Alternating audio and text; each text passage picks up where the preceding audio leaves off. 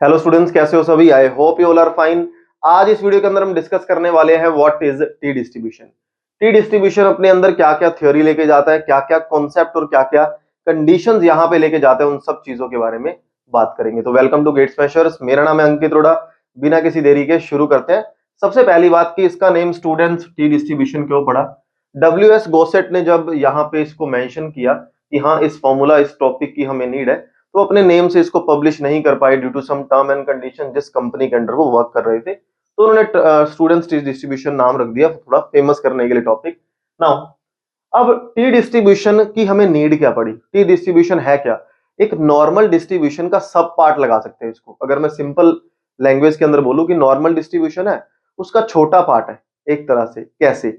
जैसे मान लो उस टाइम नीड क्या पड़ी, कंपनी जो बहुत सारे फेलियर जो है वो फेस कर रही थी, या बहुत ज्यादा हमारी कॉस्ट बढ़ रही थी, बहुत ज्यादा खर्चा हो रहा था कंपनी का किस चीज के रिगार्डिंग। जैसे कि मान लो कोई एसी मैन्युफैक्चरिंग कंपनी है, सिंपल टाइप ऑफ एग्जांपल से समझते हैं। अब वो एसी उसने चेकिंग पे करना है, और समझ लो कि एसी के हर एक पार्ट को चेक करना है कि अगर हम इस एसी को कॉन्टिन्यूसली चलाते हैं तो कंप्रेसर कितनी देर में खराब होने वाला है, इसका आउटडोर यूनिट कितनी देर में खराब होने वाला है, उसके अंदर जो मैकेनिज्म है, उसके पार्ट्स हैं, वो कब कब कितनी देर में खराब हो सकते हैं। इन सब चीजों के बारे में जब जानना शुरू किया तो उन्होंने देखा कि मान लो यार हम 1 लाख एसी प्रोड्यूस कर रहे हैं, तो ऐसा थोड़ी है कि 1 लाख एसी को ही उठा के हम लोग टेस्टिंग पे लगा देंगे, है ना, उसका टेस्ट कर लेंगे, विच इज नॉट पॉसिबल। और खर्चा भी तो कितना होगा, नुकसान भी कितना होगा। तो उन्होंने क्या किया, कुछ एक अमाउंट डिसाइड कर लिया कि इस अमाउंट का हम सैंपल उठा लेते हैं, उस सैंपल पे हम सेम टास्क परफॉर्म करते हैं जो हम उस पे कर रहे हैं। तो जो पॉपुलेशन के बारे में बात हो रही है, समझ रही हो? एग्जांपल देखो, जो कंप्लीट पॉपुलेशन के बारे में बात हो रही है उसमें से सैंपल पॉपुलेशन निकाल लो और उस पर टेस्ट अप्लाई कर दो। जो वो रिजल्ट परफॉर्म करेगा वही उस हर पॉपुलेशन का या टोटल पॉपुलेशन का एवरेज रिजल्ट हो जाएगा, एवरेज एरर, या जो भी वो कंपनी उस पार्ट के अंदर जो भी चीजें चेक कर रही है, प्रॉफिट या लॉस या कंपोनेंट्स के बारे में, इन चीजों के बारे में। अब यहाँ पे कुछ कंडीशन तो होंगी ना कि कितने सैंपल। तो यहां पे डिसाइड किया गया कि अगर सबसे पहले कंडीशंस के बारे में बात करते हैं, फिर मैं आपको इसका ग्राफिकली मतलब समझाता हूं। सैंपल साइज अगर मेरा 30 से छोटा है, मतलब अगर मैं 30 एसी उठा रहा हूं, 30 से कम एसी उठा रहा हूं, तब मैं यहाँ पे क्या यूज करूंगा कि मैं यहाँ पे टी डिस्ट्रीब्यूशन का यूज कर रहा हूं। मैं यहाँ पे सैंपल का काम कर रहा हूं, सैंपल पे काम कर रहा हूं। उसके बाद जब सैंपल साइज हमारा 30 या 30 से बड़ा है, तो अब तो हम नॉर्मल डिस्ट्रीब्यूशन पढ़ ही चुके हैं ना। बड़े सैंपल स्पेस के बारे में जब बात की जाती है, थाउजेंड्स हो गए, लैक्स हो गए, इसके अंदर जब अंडर बात की जाती थी, तो सबसे पहली कंडीशन क्या है यहाँ पे, n is always less than 30, कि हमारे पास जो है वो नंबर बहुत छोटा होगा, सैंपल स्पेस बहुत ज्यादा छोटा होगा, 30 से नीचे निकल के आएगा।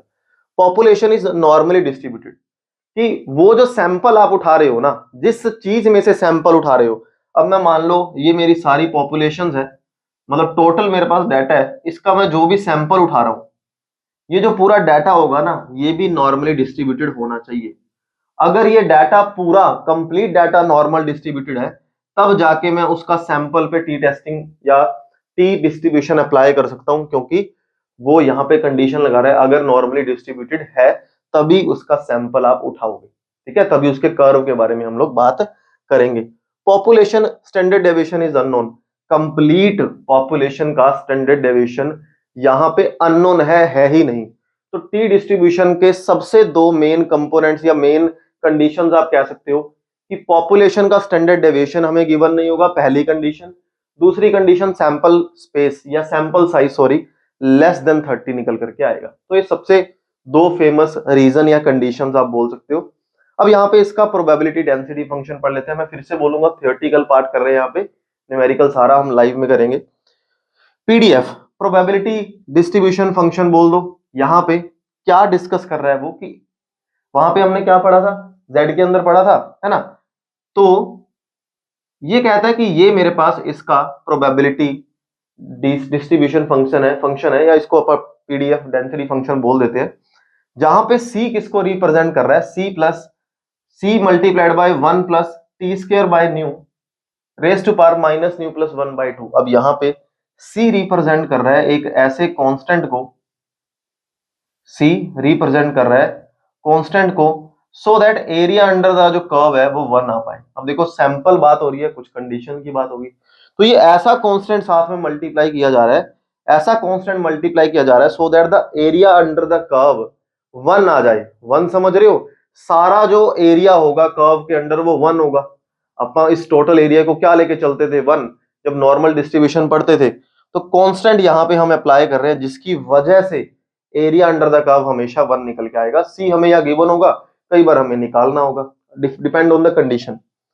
1 इज 1, टी, टी हमारे पास क्या है अब यहाँ पे, जिसकी हम यहाँ बात कर रहे हैं, टी डिस्ट्रीब्यूशन की बात कर रहे हैं। टी निकालने का भी बताता हूँ कि टी निकालने का फॉर्मूला क्या, उसके बारे में बात करते हैं ना। एक तरह से ये कह सकते हो इसका पैरामीटर ही है, new variate, sorry T variate कह सकते हैं। न्यू, न्यू मेरे पास है degree of freedom, new is degree of freedom. अब डिग्री ऑफ फ्रीडम क्या चीज होती है, दैट इज n-1।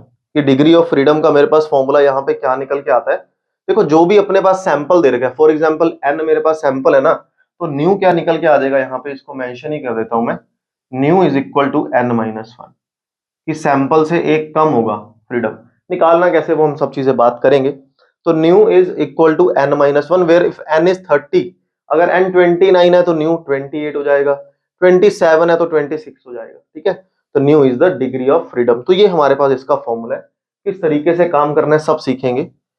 टी जो इसका वेरिएट है वो कहां से कहां तक करता है काम, -इंफिनिटी से इंफिनिटी के बीच में कोई भी आप सैंपल चूज कर सकते हो पूरी पॉपुलेशन के अंदर से।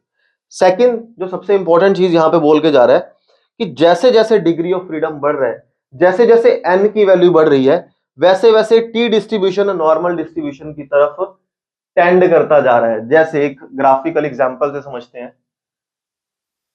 देखो छोटे से ग्राफ से मैं आपको एक्सप्लेन करता हूं, सारा अच्छे से क्लियर होगा कि ये नॉर्मल डिस्ट्रीब्यूशन का पार्ट ही क्यों है, क्यों नीड पड़ी इसके बारे में तो हमने बात कर ही ली। देखो यहां भी मीन अपना क्या होगा, 0, ठीक है ना। ये मैं रिप्रेजेंट कर रहा हूं,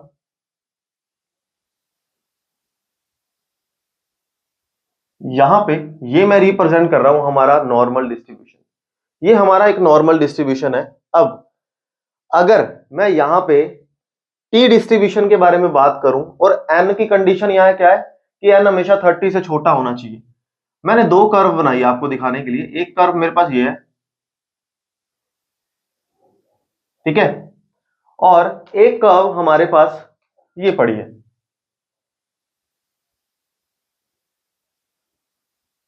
एक कर्व ये पड़ी है।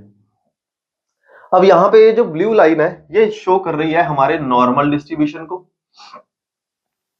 और ग्रीन और रेड कर्व शो कर रही है हमारे टी डिस्ट्रीब्यूशन को। अब यहां पे एक छोटी सी चीजें समझने वाली है, अगर मैं कहता हूं कि यहां पे एन की वैल्यू थोड़ा सा बड़ा है ना, एन की वैल्यू मेरे पास समथिंग 10 है और यहां ग्रीन में एन की वैल्यू 5 है, तो आप यहां पे ये चीज तो देख पा रहे हो ना, as it is sorry as it is वो बेल कर्व पे काम करने वाला है, एज इट इज वो बेल कर्व पे काम करने वाला है अकॉर्डिंग टू द सैंपल, कि सैंपल बहुत छोटा है, 30 से छोटा है, तो ऑब्वियसली बात है कर्व थोड़ा डाउन साइड हो रही है। अब यहां पे एक चीज थोड़ा सा हाईलाइट करने वाली यही कहता है कि जैसे जैसे सैंपल बढ़ता जाएगा, जैसे जैसे एन की वैल्यू बढ़ती जाएगी, वो धीरे धीरे धीरे धीरे नॉर्मल डिस्ट्रीब्यूशन पे टेंड होता चला जाएगा, वो टी डिस्ट्रीब्यूशन से ऑटोमेटिक नॉर्मल डिस्ट्रीब्यूशन बन जाएगा, क्योंकि ये छोटा सैंपल है, वो पूरी पॉपुलेशन है। क्लियर, ये चीज समझ आ गई होगी। अब नेक्स्ट कहता है कि हाइट एट द सेंटर जैसे जैसे डिक्रीज हो रही है, हाइट एट टेल्स वैसे वैसे इंक्रीज हो रही है। ध्यान से देखो, जब n की वैल्यू 5 है और n की वैल्यू 10 है, यहां n की वैल्यू 5 है और यहां पे n की वैल्यू 10 है, तो ज्यादा सैंपल के लिए ये कर्व ऊपर की तरफ जा रही है, यानी कि हाइट ऊपर जा रही है और इसकी नीचे आ रही है। लेकिन अगर हम टेल्स की तरफ देखें, इसके कॉर्नर्स की तरफ देखें, जितना ज्यादा n की वैल्यू छोटी है उतना ज्यादा वो उसके जो टेल्स हैं वो अपवर्ड डायरेक्शन के अंदर है। तो ये कंडीशन बोल रहा है कि जितनी ज्यादा वो कर्व हाइट लेके जाएगी इन बिटवीन द सेंटर, उतनी ज्यादा वो डाउन होगी टेल्स में, या जितनी ज्यादा वो डाउन होगी सेंटर में उतनी ज्यादा टेल्स पे हाइट होगी। मेन यहां पे हम फोकस करते हैं जब हम टी डिस्ट्रीब्यूशन की बात करते हैं, ठीक है, सब न्यूमेरिकल के अंदर करेंगे। Next is symmetrical about mean, और ये सिमेट्रिकल अबाउट मीन ही है, जैसे नॉर्मल डिस्ट्रीब्यूशन था जहां मीन हमेशा जीरो। जैसे स्टैंडर्ड नॉर्मल डिस्ट्रीब्यूशन में हमने फिक्स कर दिया कि मीन जीरो है, बताओ कितना डाटा दूर क्या क्या बैठा है, सब सिमेट्री अबाउट द मीन होगी जहां मीन हम जीरो लेके चलेंगे। वेरिएंस का यहाँ पे फॉर्मूला क्या होता है, वेरिएंस होता है n divide by n minus two. ये मैं वो सारे फॉर्मूला सारी थ्योरी आपको बता रहा हूं जो यूज आने वाली है। Specially n is the sample, जितना सैंपल आपने चूज किया डिवाइड बाय दिस हो गया। अब आप इसको एक तरह से न्यू की फॉर्म में भी लिख सकते हो अगर एग्जाम में एमसीक्यू आता है। अब मैं न्यू की फॉर्म में कैसे लिखूंगा, n से एक कम ही था ना न्यू, तो यहां पे वेरिएंस का एक फॉर्मूला और नहीं बना सकते कि न्यू माइनस का वन, और यहां पे अगर मेरे पास मैंने n की वैल्यू रखनी है, सॉरी n हटा के न्यू की वैल्यू रखनी है, तो न्यू प्लस वन और न्यू प्लस वन माइनस का टू, तो ये क्या हो जाएगा न्यू माइनस का वन। तो ये फॉर्मूला बन गया। मैंने कुछ नहीं किया, मुझे पता है न्यू जो है वो n से एक कम है, तो n की वैल्यू हम न्यू प्लस वन रख सकते हैं ना, बस मैंने वही पुट कर दिया। ठीक है, अब डिफरेंट वेरिएंस, जिस जिस डाटा का डिफरेंस वेरिएंस होगा उतनी तरह की डिफरेंट कर्व बनेगी। जितना जितना डाटा बढ़ता जाएगा घटता जाएगा, उतनी उतनी जो ये टी कर्व है वो अपनी डायरेक्शंस मूव करती जाएगी। हर छोटे छोटे डाटा के लिए वो एक डिफरेंट कर्व देके जाएगी। ऑब्वियस सी बात है, जब सैंपल डिफरेंट है, मैं n को 10 ले रहा हूं, n को 11 ले रहा हूं, तो कर्व्स तो डिफरेंट बनेगी ना। Next is T. अब वेरिएट का फॉर्मूला क्या है यहाँ पे, x minus that is mean something minus mean divide by standard deviation. और स्टैंडर्ड डेविएशन वहां क्या शो करते थे, यहां पे सैंपल की बात की जा रही है, वहां टोटल पॉपुलेशन की बात की जाती थी, तो sample divide by root N where N is the sample. तो ये जो अब ध्यान रखने वाली चीजें हैं, सबसे इंपॉर्टेंट जो चीजें हैं ध्यान रखने वाली आपको, वो एक ये पॉइंट कि सैंपल साइज हमेशा 30 से छोटा होगा। दूसरा, पॉपुलेशन का स्टैंडर्ड डेविएशन कभी भी गिवन नहीं होगा। तीसरा, इसके पीडीएफ का फॉर्मूला हमेशा हमें पता होना चाहिए। ठीक है, पीडीएफ का फॉर्मूला हमेशा पता होना चाहिए।